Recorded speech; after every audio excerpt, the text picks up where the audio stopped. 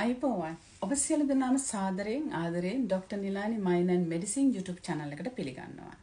අද දවසේ මම කතා කරන්න හිතුවා ස්ට්‍රෝක් සම්බන්ධව. ස්ට්‍රෝක් එකක් කියන්නේ මොකද්ද? ඒ වැළඳෙන්නේ කොහොමද? වැළඳුනොත් අපි පරිස්සම් වෙන්නේ කොහොමද කියලා. ලෝක ජනගහනයේ වැඩිපුර ප්‍රමාණයක් මෙම ස්ට්‍රෝක් රෝගය නිසා වසරකට මිය යනවා. එහෙම නැත්නම් වැඩිපුර ප්‍රමාණයක් පැරලයිස් වෙනවා. ඉතින් ඒ නිසා ස්ට්‍රෝක් එකක් කියන්නේ මොකද්ද? ස්ට්‍රෝක් එකක් කියන්නේ ඇත්තටම මේ අපේ මොළයේ එක ප්‍රදේශයකට එක කොටසකට රුධිර ගමනාගමනය නැතිවීම, රුධිර ප්‍රවාහනය නැතිවීම, රුධිරය අඩාල වීම හෝ සම්පූර්ණයෙන්ම ඇන හිටවීම නිසාවෙන් එම ප්‍රදේශයේ බ්‍රේන් එකේ තිබෙන සෙල්ස් වලට ඔක්සිජන් සහ පෝෂක කියන ප්‍රවාහය නැතිවීම නිසාවෙන් එම බ්‍රේන් එකේ සෙල්ස් ඩැමේජ් වෙන්න පුළුවන්, මැරෙන්න පුළුවන්. මේක තමයි ස්ට්‍රෝක් එකක් කියලා අපි හඳුන්වන්නේ. ස්ට්‍රෝක් වර්ග ප්‍රධාන වශයෙන් දෙකක් තියෙනවා. එකක් ඉස්කෙමික් ස්ට්‍රෝක්, 185ක ප්‍රවණතාවයකින් මිනිසුන්ට වැළඳෙන්න පුළුවන්. දෙවෙනි එක හැමොරැජික් ස්ට්‍රෝක්, 115ක ප්‍රවණතාවයකින් මිනිසුන්ට වැළඳෙන්න පුළුවන්. ඉස්කෙමික් ස්ට්‍රෝක් එක කියන්නේ මොකද්ද? ඒ කියන්නේ අපේ මොළයේ තිබෙන බ්ලඩ් වෙසල් එකක් බ්ලොකේජ් එකක්. ඒ කියන්නේ බ්ලඩ් ක්ලොට් එකක හිර වෙන්න පුළුවන්. ඒ කියන්නේ බ්ලොක් වෙන්න පුළුවන්. මේක තමයි ඉස්කෙමික් ස්ට්‍රෝක් කියන්නේ. එතකොට හැමොරැජික් ස්ට්‍රෝක් කියන්නේ බ්ලඩ් වෙසල් එකක් බ්ලාස්ට් වෙන්න පුළුවන්. පිපිරීමකට ලක් වෙන්න පුළුවන්.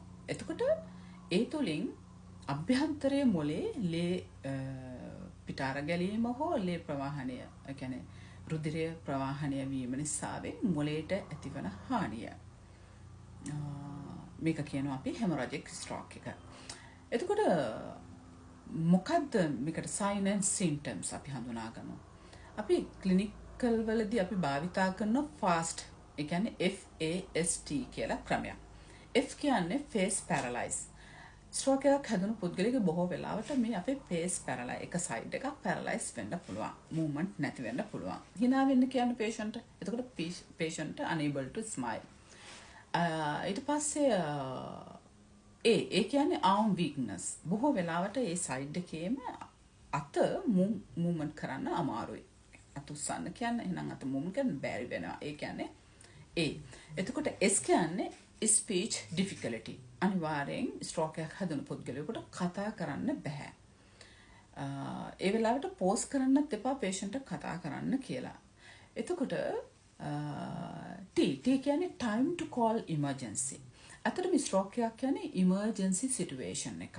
ඔබ අනිවාර්යෙන් emergency hospital එකකට refer කරන්න නැත්නම් emergency call කරලා ඒ patient අවශ්‍ය කරන ප්‍රතිකාර ඉක්මනින්ම ලබා දෙන්න කටයුතු කළ යුතුයි. එතකොට අපි හඳුනාගමු මේකට ප්‍රධාන වශයෙන් ඇතිවන හේතු මොනවද කියලා. ඔබට අධිරුධිර පීඩනය තිබෙනවා නම්, ඔබට කොලෙස්ටරෝල් තිබෙනවා නම්, ඔබට දියවැඩියාව තිබෙනවා නම් සහ ඔබට ඔබේ ශරීරයේ බර වැඩි නම්, තරබාරුකම, එහෙම නැත්නම් ඔබ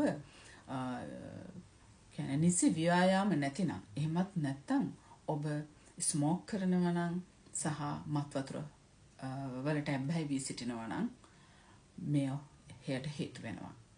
කොහොමද මේන් අපි වැළකී සිටින්නේ? prevention tips හැටියට මම කතා කරන්න කැමති. ඔබ ඔබේ දියවැඩියාව පාලනය කළ යුතුයි. ඔබ ඔබේ අධිරුධිර පීඩනය පාලනය කළ යුතුයි. ඔබ ඔබේ කොලෙස්ටරෝල් පාලනය කළ යුතුයි.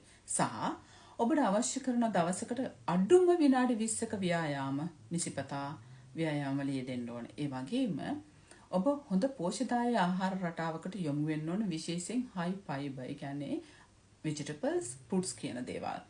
ඊට පස්සේ ඔබට පුළුවන් ඔබ මත් වතුර, ස්මෝක් වගේ දේවල් ගන්නවා නම් ඒ වගේ සම්පූර්ණයෙන්ම බැහැර කරන්න. සහ ඔබට පුළුවන් ඔබේ බර, ශරීරයේ බර යම් පාලන මට්ටමකට ගේන්න. මේක තමයි prevention tips. ඇත්තටම ස්ට්‍රෝක් එකක් කියන්නේ emergency situation එක. අපි ක්ලිනික් එකේ මේක හඳුනනවා red flag එකක් විදිහට. ඒ කියන්නේ රතු කොඩි විදිහට. රතු කොඩි වෙන්නේ හැම වෙලේම ඒක emergency situation එකක්. අනිවාර්යෙන් we should refer to emergency. We should refer to hospital. ඒ කියන්නේ අපි අනිවාර්යෙන් hospital එකකට refer කළ යුතුයි ක්ලිනික් එකකම. ඉතින් එහෙම නැත්නම් ගෙදරදී අපි අනිවාර්යෙන් ඔහුව emergency අරගෙන යා යුතුයි. ඉතින් ඔබ හිතනවා නම් ඔබට මේ වැඩසටහනින් යම් දෙයක් ලැබුණා කියලා ප්ලීස් මට සබ්ස්ක්‍රයිබ් එකක් දෙන්න, කමෙන්ට් එකක් දෙන්න, ෂෙයා එකක් දෙන්න. තෙරුවන් සරණයි. ස්තුතියි.